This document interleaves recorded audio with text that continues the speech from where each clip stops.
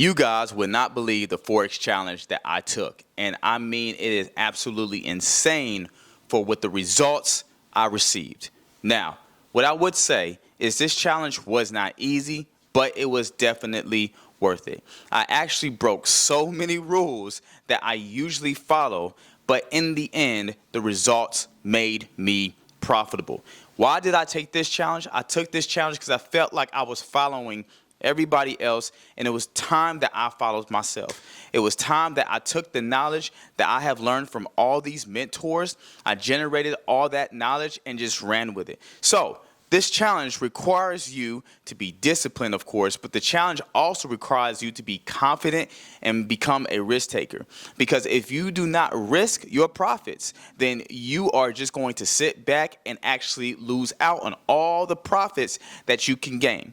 Now, this required me to actually break some of my rules. Let me go ahead and clarify. What were some of the rules that I usually follow?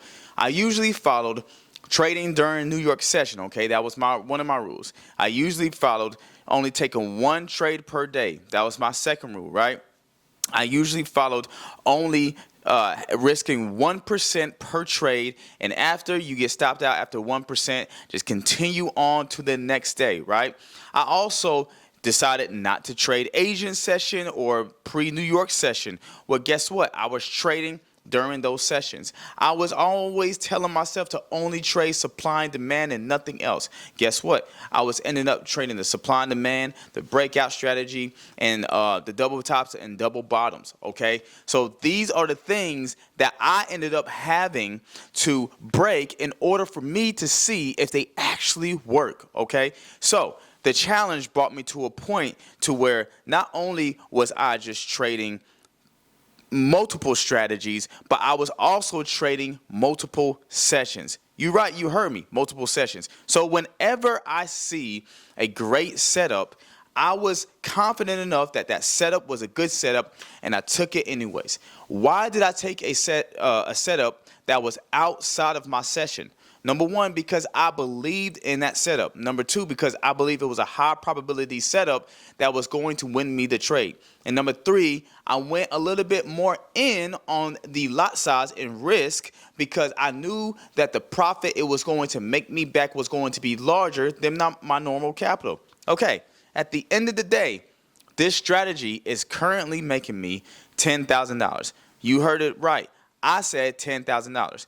One point in my time, I seen a breakout on gold, and I caught that breakout with the double bottom strategy, along with some EMAs involved in it. And it's so funny because I told myself I'm not going to be trading EMAs never again because it's a lagging indicator, right? Just like a lot of mentors told you.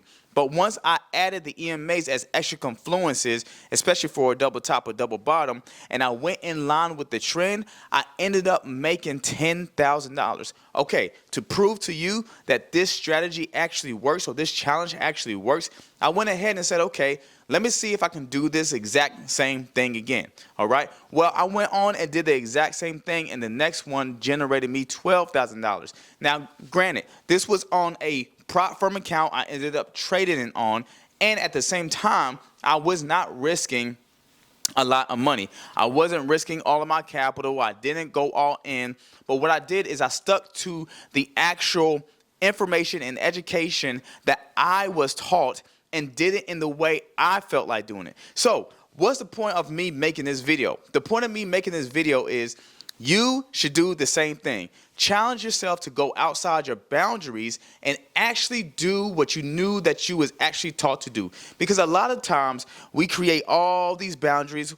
Again, it's not bad, but we have them so strict that we actually miss out on really good trades, really good sessions, even really good times to actually believe in yourself and put those reps in, so that way you would know when to get in the market and know when not to get in the market. A lot of us like to just sit back and be patient, which is really good. I always tell people to be patient, okay?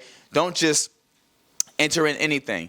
But a lot of times we could be way too patient, and then that way too patient leads our confidence to go down, and then we're afraid to take a loss because we are in the trading industry. So one thing I had to realize from this challenge is you're going to take losses, okay? And trust and believe me, I took big losses.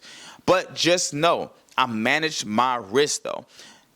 And because I was more confident, because I saw the high probability setups, because I was trading in different sessions and I saw the same setups as I usually do in my normal New York session, I ended up generating profit, time and time again. I doubled my profit. Let's just say it like that. So yes, if you want to stay with one session, that's good. If you want to stay with one strategy, that's okay. If you have all these rules in place and you do not want to break those things, that's totally fine. But this strategy or challenge also taught me something. Yes, it's good to have all these things in place. Yes, it's good to have a trading plan to stay within your trading rules. Of course, I had rules within this challenge. It's not like I went haywire and risked everything. No, I ended up using wisdom. I was smart about everything. But at the same time, if I seen something that was good and I knew that was going to generate me profit and I saw the opportunity to do it, I did it. Some of us are so afraid to get in the market because we're afraid of losing. So that's one thing that you got to get out your mind when it comes to the challenge. You have to get out your mind that you are afraid to lose. No, you have to tell yourself you're going to lose. There's no way you can avoid a loss in trading. It's almost highly impossible. There's not one trader in this world that has never lost and has 100% wins, okay? However, when you do lose, you want to keep your losses small. When you do win, you want to keep your wins big. The greatest thing also about this challenge is not only it helped me pass my prop firm funded accounts, but it's also had me generate prop firm payouts, okay? So when you come to a place at the end of yourself where you're like, okay, I am so glad that my mentor taught me how to trade. I'm so glad that I'm now educated. I'm so glad I have everything I need to do, but you still follow them in their exact same footsteps. Like you're trying to do the exact same thing they do, the exact same entry they do. It's like you're trying to do the exact replica of who they are. Like you're trying to literally be them. Instead of you learning everything that you have known from them and taking it into your consideration and trading it the way you want to trade it. So trading is all about you. It's all about how you react to the market, how you see the market, and how you execute to the market. So if we are only executing because our mentors are executing, if we're only not trading on a specific day because our mentors don't trade on a specific day, then what you're doing possibly is you're possibly limiting yourself from making profit. I'm going to be honest. I had a mentor, I'm not going to say any names, that does not trade on Wednesdays, right? And right now, I believe he does not trade on Fridays. That's totally fine because he stays within his perimeters and he knows how certain days for him, he ends up taking more losses than usual. For me, I have traded every single day, right? Monday, Tuesday, Wednesday, Thursday, Friday. And I'm telling you, I've generated more profits than I had losses. And even when I did lose, I still saw big wins on certain days that I thought the market wasn't even going to have a lot of liquidity. The reason why I say this is because we've been taught that only one trading strategy, sticking to one trading strategy works. Only sticking to one trading session works.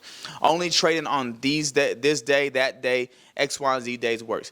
Here I am flipping my small account from $100 to $4,000, trading every day, trading almost every session, and abandoning all the rules that I had and actually putting into consideration what I want to do as a trader. So you might be watching this video and might disagree with me with a lot of points. If I was you watching me like 5-6 years ago, I'd probably disagree with me because I would sit here and say, well, why are you trading all these sessions? Why are you trading all, why are you trading all these accounts? Why are you trying to flip? And the reason why is because where I was back then, I am better, in a better position, a better place, and have more education where I am now. So now I can take all this information and do what I want and still generate profit. So the challenge for you that I would say is maybe you don't want to do the challenge the same way I did it. But if you could actually do something for yourself as a trader to generate more profits, what will that be? right? Would you say, hey, maybe I usually don't trade Wednesdays, but I'm going to give Wednesdays a try again, right? Maybe I don't trade Fridays or Thursdays. I usually trade just Mondays or Tuesdays because that's when I see the market more liquidated, right? Maybe I'm going to try those, Thursdays and Wednesdays again, right?